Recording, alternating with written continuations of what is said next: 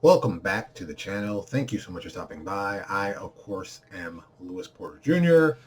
And so today I want to talk about a topic that I think is incredibly important for the creative field, specifically artists and writers, and that's what we're kind of focusing on. So today's topic is creating financial incentive plans for comic book artists and writers that actually make them money, or that makes them money. I think that actually should be importantly added in because they have these plans, but they don't really do anything. So, case in point, back in the old 80s and 90s, there were some incentive plans put in with Marvel and DC that worked very brilliantly, I must say, also due to the amount of books being published. You see, if you worked for the major two back then, if you sold more than 100,000 copies as a writer and artist, you get paid 1 cent per copy you sold. Now, that doesn't sound all impressive until you realize a couple things. So, Captain America during that period was selling about 250,000 copies per month. So let's say you sold 150,000 copies times, let's do this math, I'm doing a calculator because my math sucks at this kind of stuff. So you made an additional $1,500 on your incentive plan. Now, I don't know about you, $1,500 is a nice deal. It's real money. You can touch it, you can feel it. And that's Captain America. And we're talking the 80s where this only sold 250,000, which is, a low-selling title.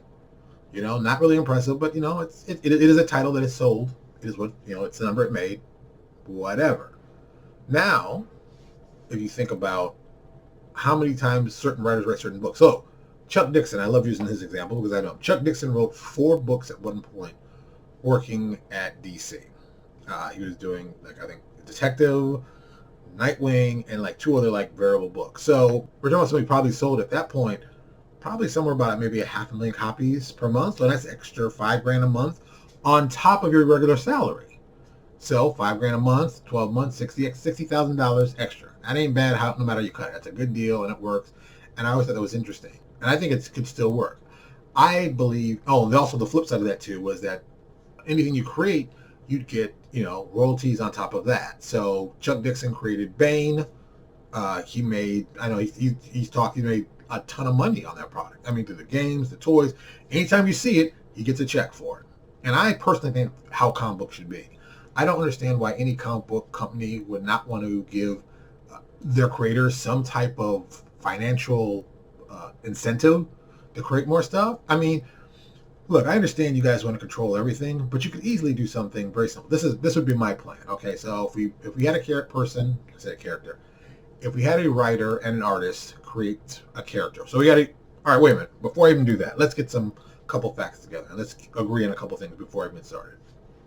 So if you're going to create a character, we're going to set it like this: the creators of a character are the writer and the artist who create that character, and write it into the book that they're using it on. So, for example, if Lewis Porter Jr. was a writer and a person was the artist, we would be the ones collectively considered to be the creators of that character. Louise Simonson, Rob Liefeld created Cable and Deadpool together. That's how it put. It's not one person did this. It's a team. It has to be a team. An artist can't create it with a writer, and a writer can't create it with the artist. They're both working in synergy. Now you're saying, but Lewis, what if people create the character and the design before it gets there? Those people also got a percentage. So out of the whole big pie, the 100% pie, the company, of course, is going to own 90% of it because they're the ones who take the risk. They got to do the publishing. The creative people get the remaining 10%. And how you split it up would be the writer and artist get an even amount. There's it could be 4%, whatever, 4% each, whatever. You'll see why it's only 4%, not 5%. We're also going to include the person who might have done the creating of it, the design of it, the original concept. They're going to get a small percentage. Maybe not 4%, we're talking maybe a 0.5%, because you created the idea and how it looks. These other people have taken that idea and moved with it. So that person gets some money. The editors, because they found the people, we're going to give them a little percentage too. They're going to make a little bit of money. So, and anything we make on these characters, whatever it is, they get that percentage. So the company gets 90, they split the 10, and we keep doing it. So at least they get some kind of money. Companies are like, no, they create stuff, it's work for hire, we don't want to keep them. Dude, toss them a bone. Toss them some money. It gives them a reason to create things. It gives them a reason to be more creative because their creations get added to their mythos and they grow from there. Why wouldn't you want to give somebody some money for that? And to treat them like, oh, they're just work for hire, they're not really that important. You know, there are legal reasons why you want to do this as just as a company out of good faith. I think any smart company would do that. People say, well, what happens if the company gets involved in some legal issues? Yeah, there's always going to be that kind of stuff. But that's the way life works. You know, that's just it. I can't worry about things that are going to happen. They're going to happen. If I worry about them or I don't worry about them, they're probably going to happen. So work accordingly.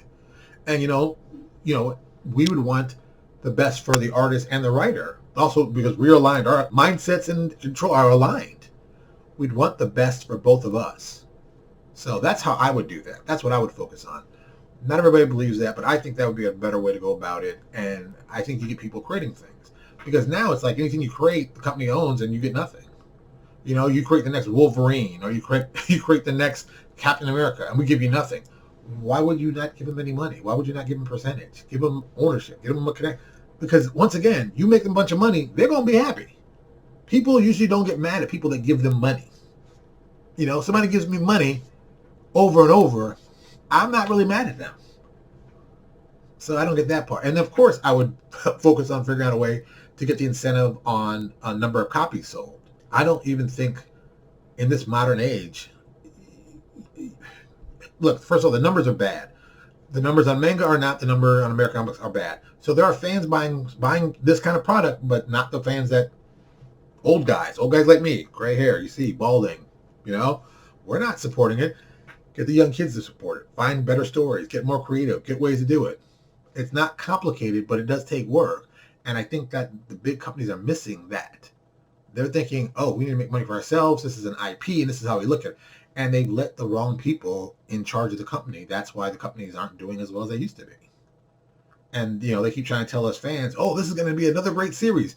You've told me that 4 or 5 times, and you've lied to me. No one believes you anymore.